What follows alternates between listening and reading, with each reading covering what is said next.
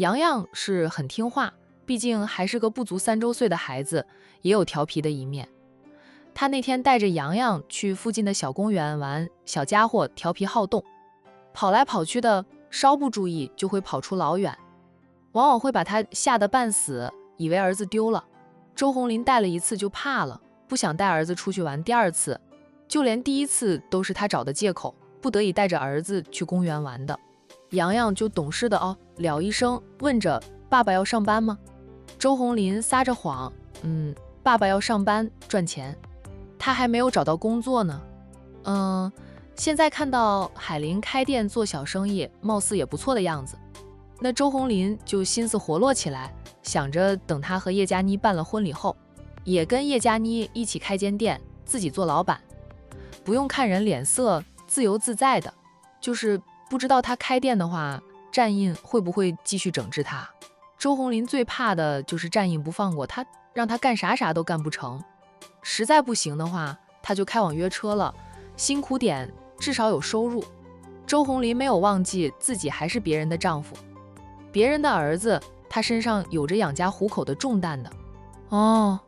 洋洋对于爸爸要上班赚钱接受得很快，因为妈妈以前就一直和他说，爸爸每天都要上班赚钱的，听得多了，小家伙就知道爸爸是天天要上班的人。海玲看到前夫又来了，都不想搭理他，他也没有时间理他。周红林抱着儿子走过去，对海玲说道：海玲，我还没有吃早餐，你给我来一碗云吞，1笼蒸饺，蒸饺要花生酱。海玲还没有接话，梁姨过来帮忙把几碗烫面条端过去给客人。听了周红林的话，他说道：周先生，你先给钱。给了钱，找个位置坐下来，等上一会儿。周红林说道：我是洋洋的爸，也要给钱吗？海玲，咱们好歹夫妻一场，1碗云吞1笼蒸饺需要多少钱？请我吃不行啊？虽然他除去装修婚房和给叶家的彩礼钱，那还有几十万的存款啊。由于没有了收入来源，周红林忍不住就想占便宜，况且他对海玲一向斤斤计较的。离婚前几个月，夫妻俩已经是 AA 制。海玲一边快速地包着云吞，一边说道：周先生，不要再跟我提夫妻一场的事，洋洋在这里，我店里也这么多的客人，我不想和你吵架。你要是过来捧场的，就按梁姨说的，先给钱，我再给你煮云吞。要是过来占便宜的，我叫一声，外面巡街的保安会把你扭出去。周红林就脸色不好看，不就是几块钱10几块钱吗？请我吃也不行啊。不行。周红林的脸色更难看了，他对洋洋说道：洋洋，你看你妈多小气啊，让你妈请爸吃碗云吞都不肯，还要爸爸给钱。洋洋却理直气壮的道：陆叔叔来吃早餐都要给钱的，我表姨也给钱，爸爸也得给钱，除了他亲亲的小姨和姨丈在这里吃东西，妈妈没有收钱，其他人过来都要给钱的。洋洋或许还不懂得这是生意，但他知道在妈妈这里，只有小姨和姨丈才是例外的，其他人都不能例外。周红林一噎，随即说道：洋洋，我是你爸爸，你怎么能拿姓陆的和爸爸比较？那是外人，那个姓陆的就不是好人，可怕得很。洋洋认同的点头，置气的道：陆叔叔是很可怕，但陆叔叔不是坏人啊。想起上次哄儿子，只要陆东明来找海玲，就让儿子搞破坏的事，那周红林很识趣的回到了吃早餐的话题，不想和儿子说下去。小家伙固执得很。小家伙说陆叔叔很可怕，但陆叔叔不是坏人，不管他这个当爸的怎么扭转，都无法把洋洋扭转过来。行啊，我给钱给钱。海玲，我发觉离婚后你简直是钻进钱堆去了，小气巴拉的，什么都跟我计较，怎么说我们曾经是夫妻呢？周红林一边抱怨一边放下了儿子，然后掏出钱包，从钱包里抽出了20元递给海玲，嘴上说道：我要1份10元的云吞，1笼蒸饺。海玲接过他的钱，找了他4块钱，他这里的蒸饺是6块钱1笼的。还没有离婚的时候，你跟我过的是 AA 制生活，是你样样都跟我计较，我现在与你没有半毛钱关系。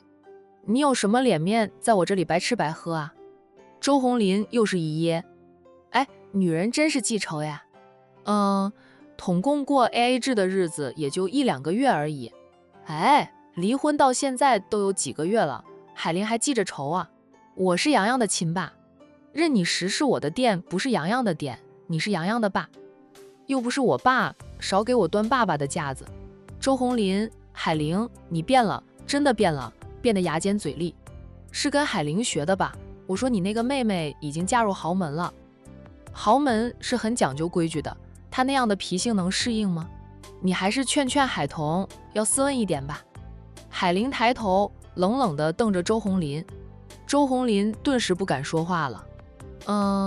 从海玲不打算和他过了之后，海家姐妹就越来越厉害。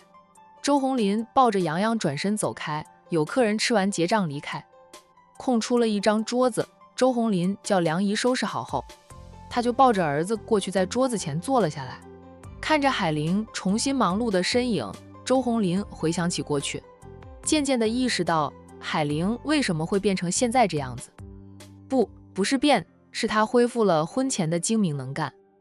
她最傻最好说话的那几年，是当他老婆的时候。他们相识10几年，说没有感情那是假的。他过去是因为爱着他，才会对他那么好，让他以为他变得没用了，却不知道那是因为他爱他。如今他不爱他了，他就恢复了以前的精明能干。当初他不就是内心深处嫉妒海玲在公司里混得比他好，才会利用爱情来麻痹他，让他辞职回归家庭，当家庭主妇。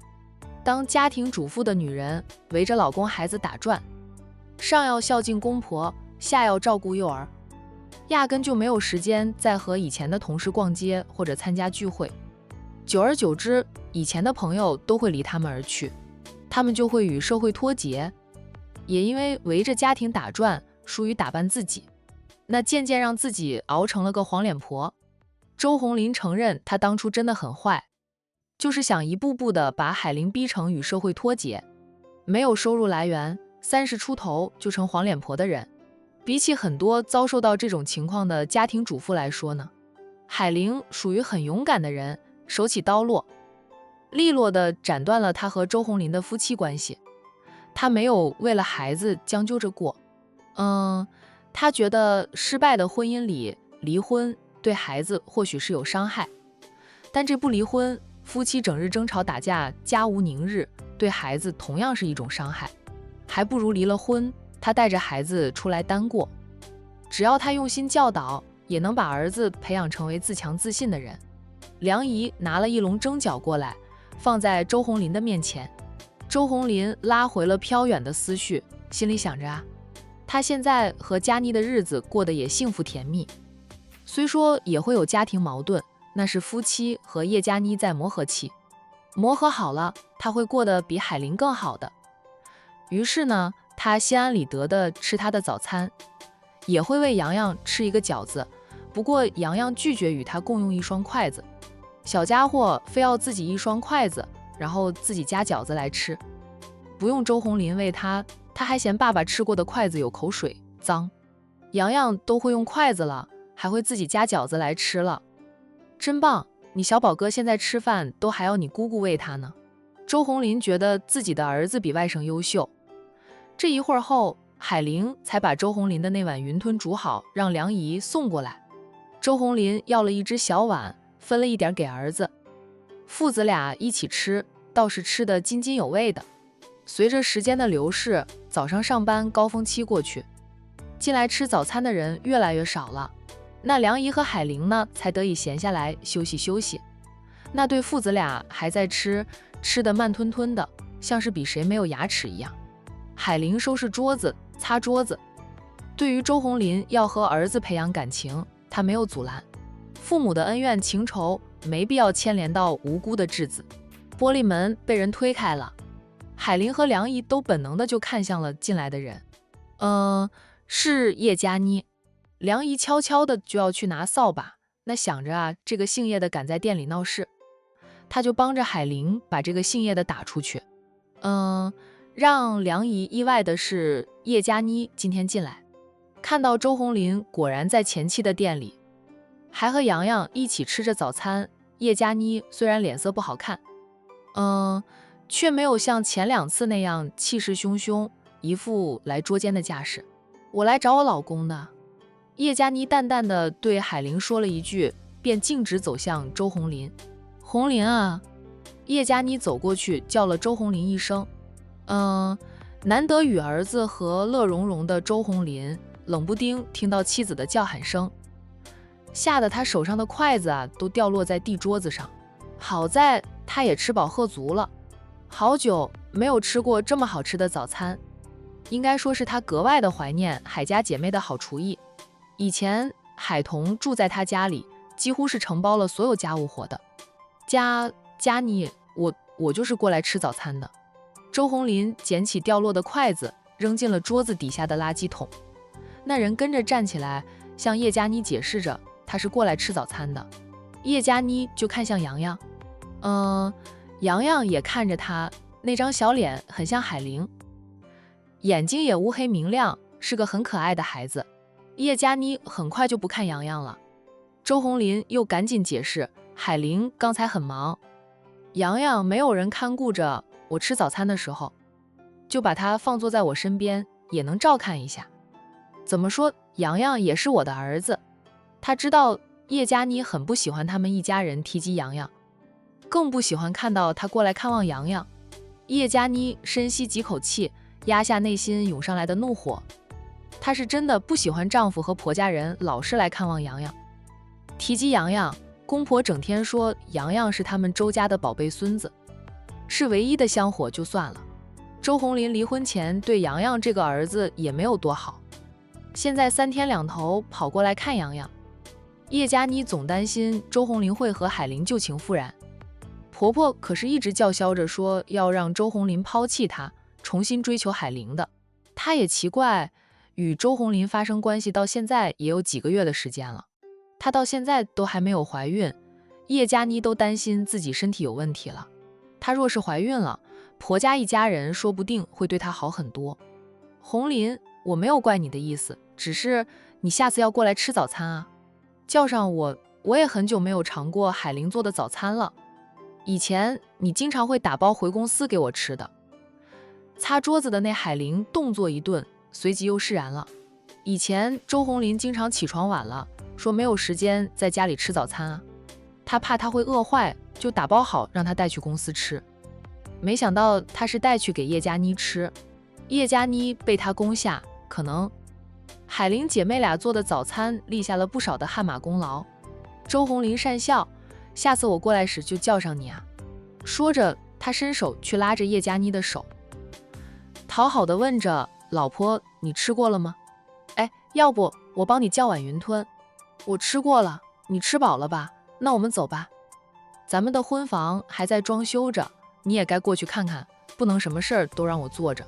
叶佳妮抽回了手，说完话后转身就走，周红林就屁颠屁颠地跟着他出去。叶佳妮走到他的车子前等着他，周红林走过去，一边开着车门一边问，老婆，你没有开车过来？你都开着车出门了，我再开一辆车，浪费车油，我打车过来的，坐你的车回去。叶佳妮绕过车身，拉开副驾驶座的车门，上了车，坐好后就系上安全带。等周红林把车开动后，他用着温和的口吻说道，红林，你要来看洋洋就光明正大的，只要你跟我说一声，我又不会拦着不让你来看望你的儿子，不用偷偷摸摸背着我的，甚至我可以陪着你过来看你的儿子。虽然洋洋不是我生的，他很可爱，我对他印象还是很好的，我现在也还没有自己的孩子，愿意陪着你来和洋洋培养培养感情，免得洋洋忘记了你这个当爸的。只要海玲同意，你甚至可以把洋洋接回我们家里小住几天，就让你爸妈也能含饴弄孙。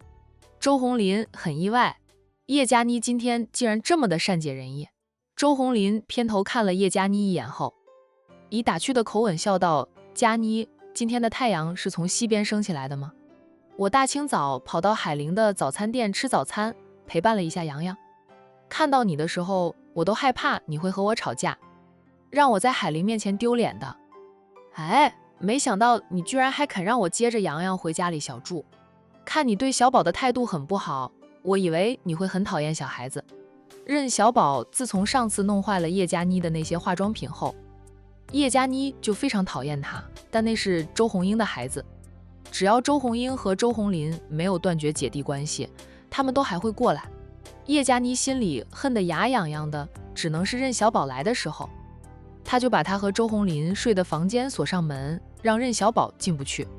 任小宝就会把租房里弄得到处都是乱七八糟的，公婆也不管，还乐呵呵的任由熊孩子玩。叶佳妮知道周红英的3个孩子都是公婆带大的，公婆对3个外孙非常好，好过对洋洋这个亲孙子。对于老人家的溺爱孩子，叶佳妮不想多嘴，但是等任小宝回家后，婆婆总是吩咐她收拾屋子，她才不收拾呢。谁看不过眼谁收拾，反正她的房间没有乱七八糟的就行。叶佳妮愣是不收拾屋子，最后还不是公婆收拾，收拾1次2次后，尝到了收拾屋子的烦闷了。等到任小宝再次过来，他的公婆就不允许那个熊孩子把屋子弄得乱七八糟的了。叶佳妮与公婆大姑姐斗法无数回，总结出来的经验就是，要比他们狠，要勾住周红林的心，让周红林站在他这一边，那他就赢了。我不是讨厌小孩子，我是讨厌熊孩子。像洋洋这么懂事可爱的孩子，我就不讨厌，当然我也不会喜欢呀，谁叫他是你和海玲的儿子呢？海玲还是我情敌呢？周红林就说道，他现在不是你情敌了，我和他已经离婚，你是没有复婚的想法，他更没有，但你家里人不死心呀，经常在你面前念叨海玲的好，说我的坏话，别以为背对着我，我就不知道了，我都知道的。周红林忙道，佳妮，是咱们俩过日子，只要我们夫妻感情好，别管我爸妈说什么，他们无非是看到海玲有了个有钱的大姨，海彤嫁了个有钱人而已，想讨好处的。如果海玲姐妹俩还是以前那样，我妈保证是去她面前炫耀我们如何如何幸福的。因为没有海彤嫁给战少这一出，咱们工作稳定，收入高，有房有车有存款，比别人优越很多。叶佳妮撇撇嘴说道，你知道这些就好，我就怕你听你妈的话听多了，对我变了心。不会的，周红林想着自己才离婚不久，又重新结婚了，可不能再离婚，他的离婚代价太大了。洋洋始终是你们家里的骨血，是你爸妈目前唯一的孙子，偶尔接洋洋过来小住几天，家里有个孩子也能热闹热闹。你爸妈有了精神寄托，针对我的行为可能都会少一点，那样咱们家也能和和睦睦的，有利于咱们的家庭幸福。我也不是小气的人，不管怎么说，你都是洋洋的爸，你每个月还要支付他的抚养费呢，总要维持着父子之情的，否则你出了钱养他，他和你一点都不亲，那就太亏了。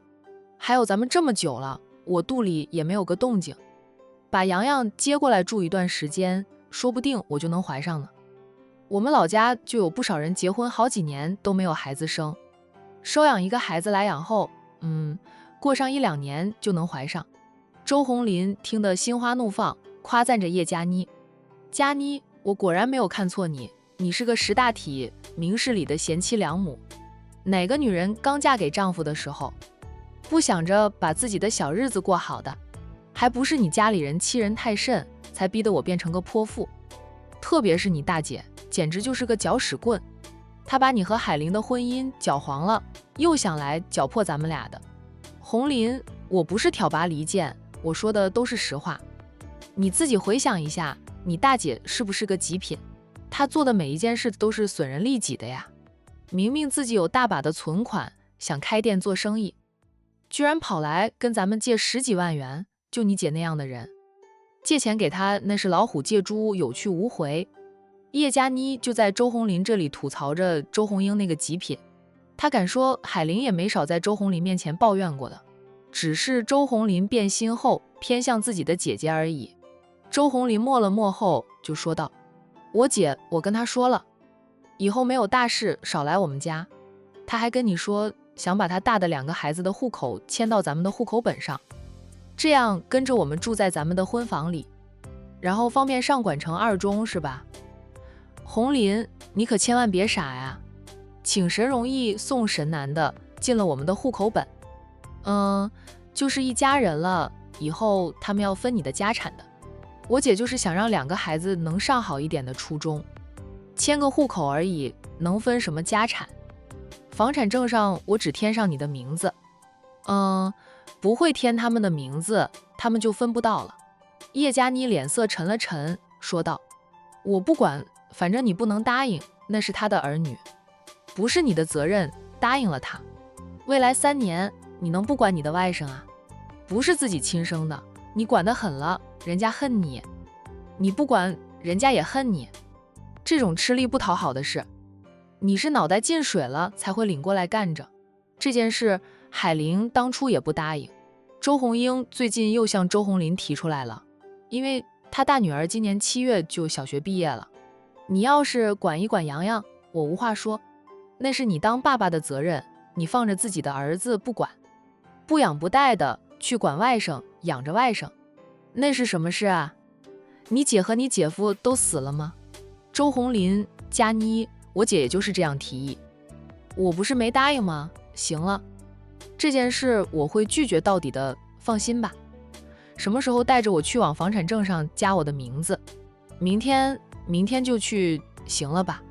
周红林在心里腹诽着，原来叶佳妮也和海玲一样，不肯接管她的外甥来管成2中上初中。叶佳妮识趣的没有再在这个话题说下去。不管周红英有多极品，她都还是周红林的亲姐姐，那周红林也做不到真的和姐姐断绝往来。反正他表了态，目的是让周红林带着他一起多亲近洋洋，卸下海玲的防线，时间久一点了，他夫妻俩带着洋洋出去玩，海玲也不会反对，他才能完成那个不知名的小姐给他的任务。也别怪他心狠，那他一家人的命都被别人盯着呢。他就是帮忙带洋洋去人多的地方，让对方的人有机会下手而已，只要洋洋老实听话，想必洋洋也不会有事的。若是要怪，就怪海童吧，是海童得罪了人，人家迁怒于洋洋而已。况且那个女人也和他说了，只是利用洋洋把海童引过去，对方真正要对付的还是海童。春暖花开门一向比别人早，在上班高峰期，宁云初已经开了花店的门。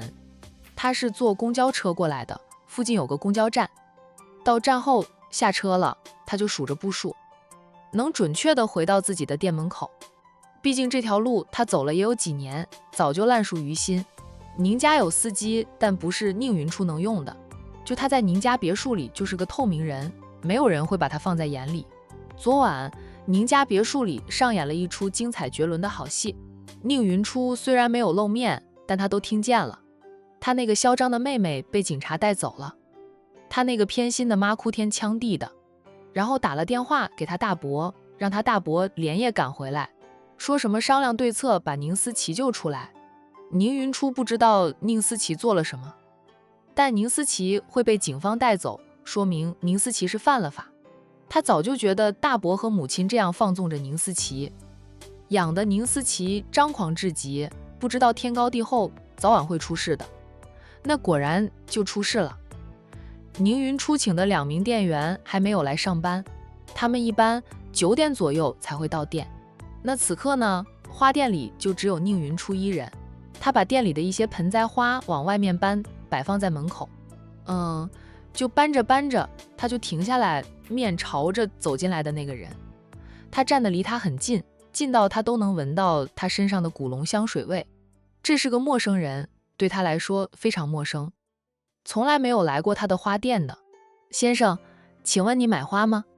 宁云初微笑地问着跟前的男人。那站在宁云初面前的人是战一晨。他还是忍不住来见见宁云初本人。是被兄嫂秀恩爱刺激到的。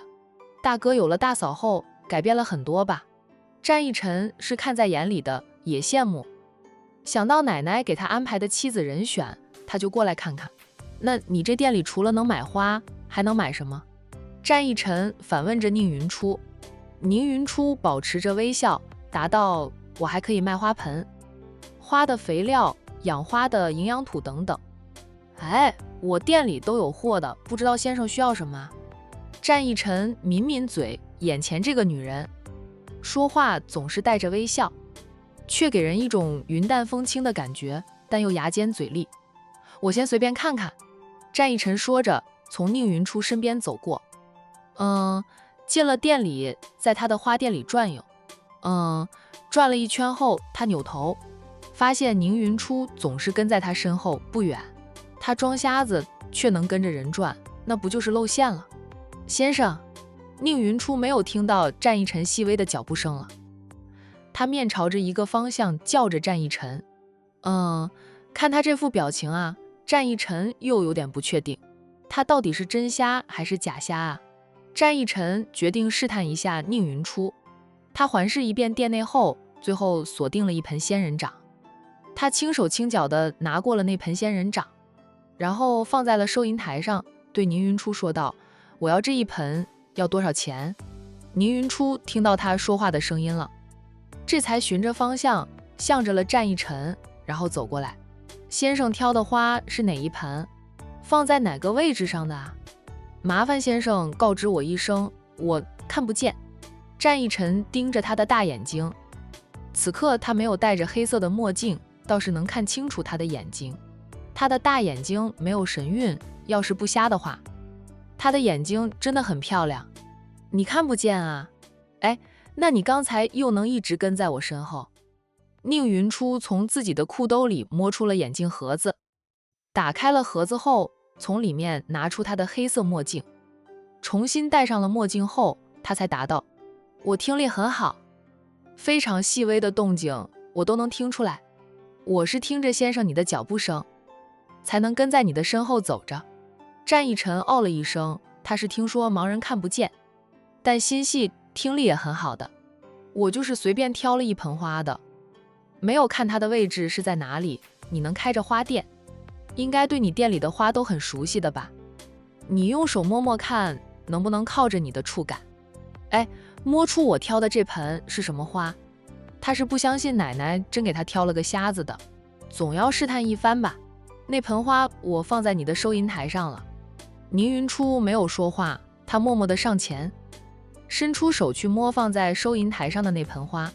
他双手摸过去时，两手都被仙人掌的刺扎到了。他本能地缩回了手。战逸晨一直盯着他，看到他摸着仙人掌的时候，还真的像是个瞎子，看不见，靠摸的。先生，你买的是仙人掌？宁云初再次伸出手去，这一次他是两手放在收银台上，然后再慢慢地摸到花盆的，凭着手感来确定那盆仙人掌的大小。摸过花盆后，他对战逸晨说道：先生，你挑的这盆仙人掌是大盆的，贵一点，要45块钱。啊，这么贵啊？那小盆的呢？就是摆放在办公桌上的呀。小盆的有10元一盆的，也有10几元一盆的。先生买来是放在办公桌上的，那挑一盆小一点的吧，16元一盆的那种就很适合了。说着，他慢慢地走到一个花架前，摸到了一盆小盆的仙人掌，拿过来递给战逸晨。战逸晨主要是想试探一下宁云初是真看不见还是装的。现在的试探，宁云初是看不见的。战逸晨暂时停止了试探以后的相处里，多的是机会来试探他是真瞎还是假瞎。便说道：那行，就这一盆吧。战逸晨掏出手机来，看了看收银台，并没有支付宝或者微信支付。他问宁云初：你店里不能扫码？宁云初老实的道：我看不见，就没有弄那些，因为我没有微信，也没有支付宝。他掏出了手机给战逸晨看，还是那种带着数字键的老爷机，只能打电话和发信息。宁云初看不见，他只能用这种老爷机，用手摸着数字键盘才能打电话，智能手机他用不了。我也在店门口贴了一个告示牌的，告诉大家本店只能现金支付，钥匙确实不带现金的。我2个店员又在场的话，可以扫我店员的微信支付，店员再给我现金。战逸晨哦了一声，只能掏出钱包，从钱包里面拿出了一张100元的递给宁云初。他也没有告诉宁云初他给的是100元，然后他就盯着宁云初看，见他依旧是用手摸着钱，反复的摸了几遍后，他便绕进了收银台里。拉开收银台的抽屉，战逸晨高大，他站得又近，眼尖的看到收银台的抽屉里用很多小格，每一格放的钱都是不同面额的。那宁云初找钱倒是找得很熟练，找给战逸晨84元，嘴上说道：先生，下次有什么需要的再过来挑选。战逸晨接过了找回来的钱，数了数，没有错误。他把钱塞回钱包里，问着：你有名片吗？给我一张名片，下次我需要买花了，打电话给你，你让人给我送过去，省得我过来拿，我工作很忙。有的，先生稍等。宁云初从收银台上的一个小盒子里拿出了一张名片，他把名片递给战逸晨，战逸晨接过了他的名片，看了2眼，就揣进了裤兜里，然后就拿着他的那盆仙人掌。我走了啊。先生慢走。宁云初跟着战逸晨出来。战逸晨扭头看了他2眼，没有再说什么，走向停在不远处的车子，很快就开车离去。战逸晨刚走，宁云初请的2名店员一前一后到了，他们和宁云初一起把一些盆栽花搬出去摆放好。老板，这盆仙人掌怎么放在这里的啊？一名店员看到了收银台上的那盆仙人掌，边问着宁云初边抱起了那盆仙人掌放回了原处。刚才有位先生来买仙人掌，说是放在办公桌上的，那盆太大盆了，他后来换了一盆小的。宁云初没有说出战逸晨是在试探他，他没有要买花的意思，故意用仙人掌试探他后，才顺势买了一盆的仙人掌。不知道他是谁啊？似乎是冲着他来的。他敢说他从来没有见过他，他还有点恶劣，害得他被仙人掌的刺扎到了哈。店员哦了一声，宁云初也没有再说什么，他坐回了收银台里搞卫生。浇花这些事情店员会做的。那离开的战逸晨呢，很快就回到了战氏集团。他拿着那小盆的仙人掌下车，单手捧着小盆仙人掌进了办公大厦。哇，他家大哥也是刚到。战印那是先送了老婆大人回店里，他才回公司的，所以就比平时要慢一点。大哥，战逸晨主动的打招呼。战印了一声，看到他拿着一盆仙人掌，问他：你买的？来上班之前去了一趟春暖花开。春暖花开了，战印觉得这名字有点熟悉，好像听他爱妻说过。战逸晨也不隐瞒，老实的道：就是宁大小姐的花店。哎，这店名一点都不好听。战印淡淡的道：应景，春暖了，花便开。战逸晨一噎，既然去了，不多买几盆花回来。战逸晨撇撇嘴，说道：我本意不是去买花的，这盆仙人掌也是不得已买的，总不能害人家被仙人掌的刺扎了手，最后什么也不买吧。放在电脑旁的摆放仙人球不是好看一点吗？嘿，仙人掌的刺长一点，小心被扎到。战印淡淡的说了2句，进了办公大厦后，他撇下弟弟，先一步上楼去。战逸晨觉得大哥是猜到他做了什么事，才会说他买的仙人掌不如仙人球好。数分钟后，坐在办公桌内的战逸晨盯着那盆仙人掌看了好一会儿，再从裤兜里摸出了宁云初的名片，用座机电话打给宁云初。在宁云初接电话后，他问：宁小姐还记得我吗？宁云初好记性，微笑地问他：你是刚才买了一盆仙人掌的那位先生吗？是我，宁小姐还记得我。宁云初在心里腹诽，被他整了一回。哎，哪有不记得他的？面上依旧保持着微笑，含笑问着战逸晨：先生还要买花吗？我想要一盆发财树，刚才忘记了。回到公司才想起来，宁小姐方便送过来吗？要大盆的还是小盆的？中等的就可以了，不用太大盆，也别太小盆。宁小姐，你方便送不？战一晨想着，等宁云初送发财树过来时，再试探一下宁云初是真虾还是假虾。我会安排人给先生送过去的，先生给我一个地址和联系电话就行。战一晨记起了他是有2个工人的，他要是指定要他送过来，试探他的意思就太明显了，显得他有点恶劣。算了，我中午有空的时候再过去挑几盆吧。我办公室比较大，多买几盆回来摆放着，不至于太空荡啊。也可以，那先生中午有空再过来亲自挑选。我也怕我们挑的先生不满意。战一晨嗯了一声就挂了电话，他不要操之过急，想试探他。机会多的是嘞，慢慢来吧。等战一晨挂了电话后，宁云初把手机递给一名店员。说到阿秋，你帮我把这个号码抄下来。